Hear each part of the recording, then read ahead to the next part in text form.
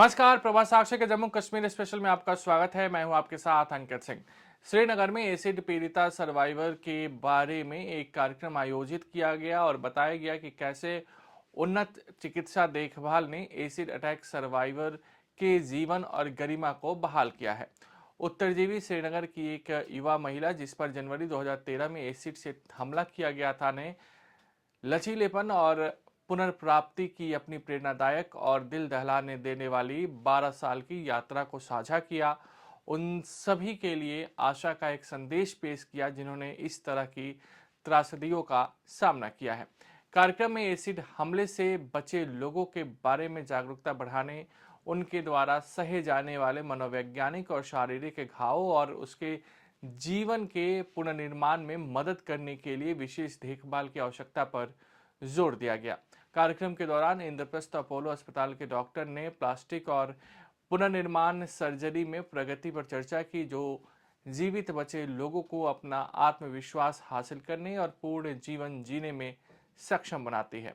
वहीं acid survivor ने प्रभात साक्षी से खास बातचीत की और उन्होंने अपनी दर्द को बयां किया है। सुनिए।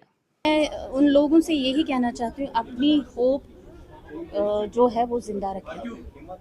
जब तक आप होप खुद में ये ना हिम्मत नहीं करोगे, तब तक आप टूटे रहोगे, आप टूट जाओगे। आपको हिम्मत दिखानी पड़ेगी, खुद में आप विश्वास रखो, खुद पे आप भरोसा करो, तब जाके आप ठीक हो सकते हो। जैसे मैंने खुद पे भरोसा रखा, अगर मैं खुद पे भरोसा नहीं रखती तो मैं आज आपके सामने नहीं होती। जो ये एसिड जो बर्न विक्टिम्स के जो प्रोग्राम्स हैं वो कुछ काफ़ी एनजीओज़ हैं इस कंट्री में, और वो एनजीओज़ ही कर पाते हैं ये सब हेल्प इनको, क्योंकि इंडिविजुअली तो अगर कोई आप ये ट्रीटमेंट कराने जाएंगे तो लाखों क्या टेंस ऑफ लैक्स में आपका खर्चा हो जाएगा, मतलब ये इम्पॉसिबल।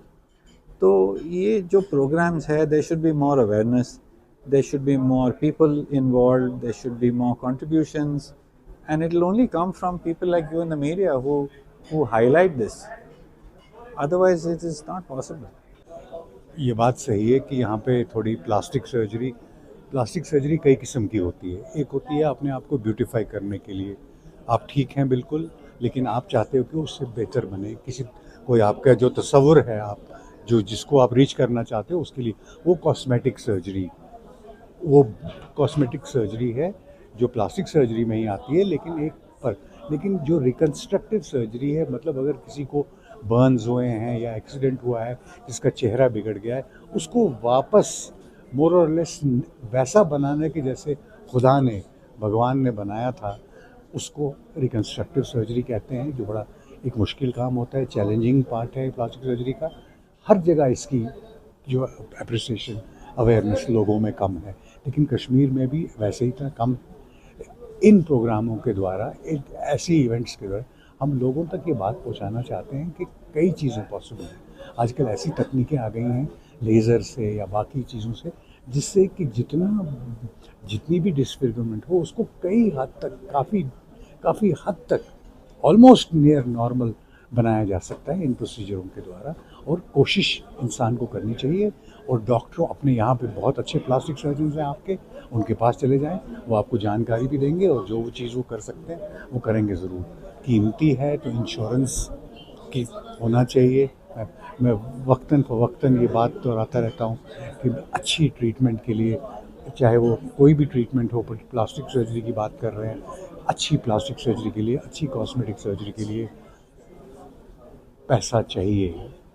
हॉस्पिटल्स में भी खर्च होता है, इन्फेक्शंस होते हैं, कई कॉम्प्लिकेशंस होती हैं, तो वो ठीक करनी पड़ती हैं। लेकिन ये जंग लड़नी चाहिए, क्योंकि इसके अच्छे नताइज मिलते हैं। Thank you sir. अगर आप भी लेना चाहते हैं देश दुनिया की तमाम जानकारी, तो आज ही सब्सक्राइब करें हमारे चैनल को। साथ ही नीचे दिए बेल आइकन को जरूर दबाएं ताकि हर अपडेट आप तक पहुंच सके।